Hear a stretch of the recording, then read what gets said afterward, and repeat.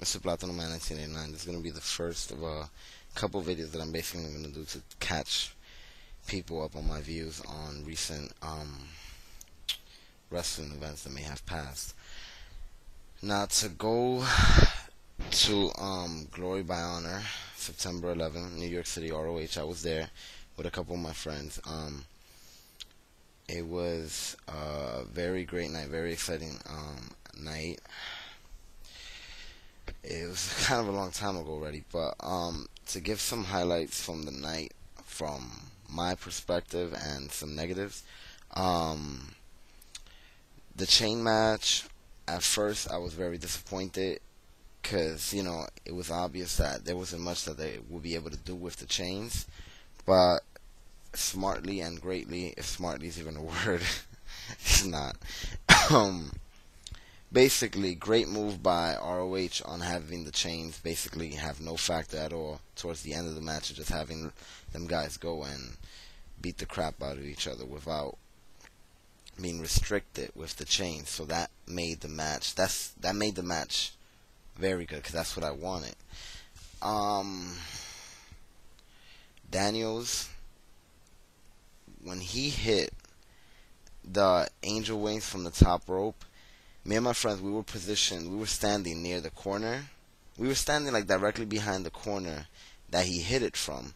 So from our point of view, you just see like this beautiful epicness of him just picking him up and the light shining behind him and him holding up. It felt like a movie. It felt like the end of the wrestler. It was an amazing moment that I would never forget, regardless if it's ROH and not one of the bigger companies or something like that. That is definitely a moment that I will never ever forget, and I can't wait to buy the DVD just to see how it came off on the actual pay-per-view. More highlights. I like to do this when I go to ROH shows. I did it in their show in May, when they came to New York, and I actually looked at the DVD on the Supercard of Honor. When I looked at the DVD during the Motor City Machine Guns match, there's a part that it's Alex Shelley, and I can't remember who he's locking up with, but basically, I think it's Hero. I'm not sure. Either way, he's locking up with somebody, and you hear somebody, TNA, TNA, and by the third TNA, the crowd is just booing and boo, and then they just start a fuck TNA, really loud, that's just roaring through the arena. Well, that guy chanting TNA, that was me. You guys know I love TNA, and it's not in disrespect to, ROH, because some people look at me when I do that. Some people in the venue, they look at me and they're like, yo, get out of here if you're going to do that. That's distasteful. That's disgusting. But in all honesty, I do it because I love ROH. I really do. I may not follow it the way I follow TNA, but I do it just to catch that vibe, because you can't catch that vibe anywhere else. I know the second I stop chanting TNA, they're gonna rip me for it, and I love it. I really do love it. You get to hear that ROH pride. I mean, I hate it when wrestling companies put on a great show at a venue and you don't hear how hot the crowd actually is. So I like bringing that out of the ROH fans, even though they don't need me to bring it out because they're crazy as it is. But I like giving them that moment to basically curse me out if they want. So I always like to start TNA chants. I try to start "We Want Cena" chants, and everybody around me just looks at me like, "Get the hell out of here." They don't even say "fuck Cena" to that one, because they're just laughing like, this guy's crazy. But the TNA chant. So me and my friends, I don't even remember what match we did it for, but all I know is that I really can't remember what match we did it for. I'll have to look through the card again to get reminded. But we were all standing near one of the corners, and we were just like, we was on the floor, and we're like, TNA, TNA. Last time I did it by myself. This time my friends helped me with it. And it was pretty loud right away, our TNA chant. And at first it looked like nobody was responding because they wasn't saying fuck TNA. They wasn't trying to interrupt me. They were just staying kind of quiet. As soon as we finished, you hear it starting to roar, and again, a fuck TNA chant throughout the arena.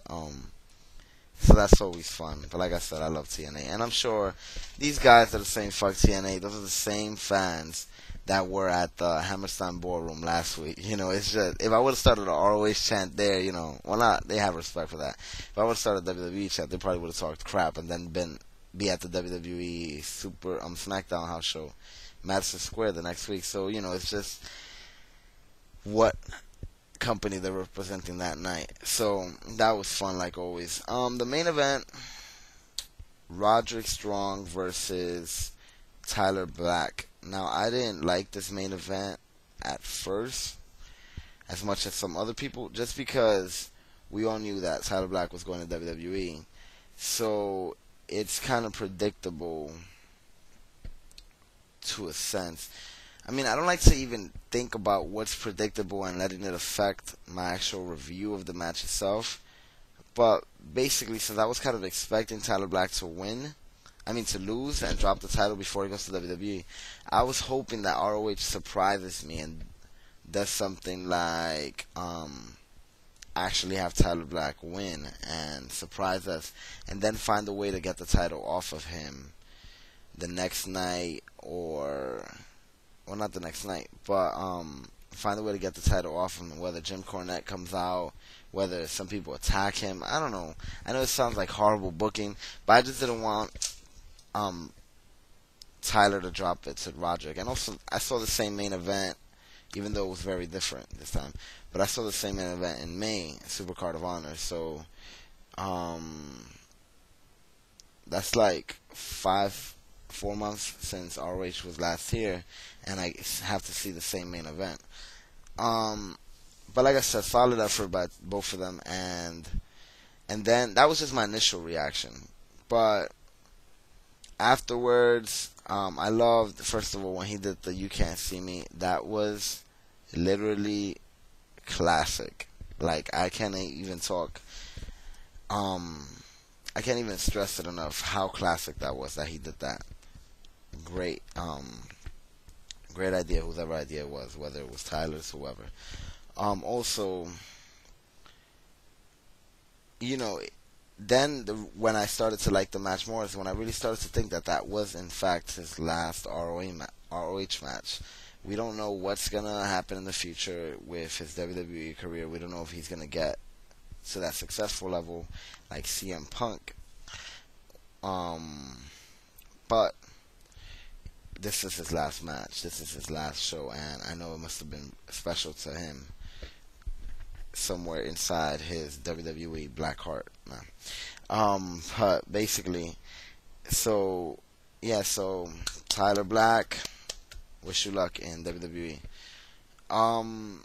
Now, when Jim Cornette was talking about Davey Richards, I read the results of the pay-per-view from the TV standpoint when I got home. And I read that they showed an interview that he announced that he would not be retiring before Jim Cornette talked about that. For us at the venue and in the Grand Ballroom, we did not get none of that. So when Jim Cornette started talking about Davey Richards and his injury and this and this and that and this, I was telling my friend, I was catching him up. I was like, oh man, I love Davey Richards. He's the best. But he's going to retire at the end of this year. It's unfortunate. He wants to continue a career in this, that, and this. So when Jim Cornette announced that not only will he be staying with ROH, he will get a world title shot at Final Battle when they return to New York, I was just marking out. I was going crazy. Nothing could have set this up better for me.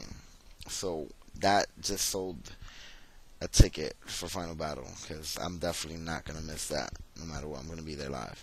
Now, last but not least, Homicide made his return to ROH as well, which I think is great for Homicide. If he ever, if he ever feels any type of discouragement because of the way he was treated in certain times in TNA, he right there when he debuted it, he probably got the loudest pop of the night. So right there, he felt that love, that he is loved. So either way, I had a great night, at Glory by Honor. Uh, Solid show. I can't really think of too much negatives at all, if any. Um, I really can't. But um, another note, I can't wait to see Final Battle. And once again, I've talked about this with ROH in the past. Tyler Black leaving. It's kind of unfortunate that some of the stars leave, but at the same time, it is ROH that built these guys up. They'll just never get the full credit for it, which is unfortunate. And with this new promotion supposedly starting early next year, and reports that they want to rob and rape ROH's roster, I hope ROH is still around. I mean, I expect them to still be around. They'll find new people to make stars, but I just wish them the best going forward. Had a great night. Thank you, ROH. Mr. Brotherman, peace. Watch the second video, next video.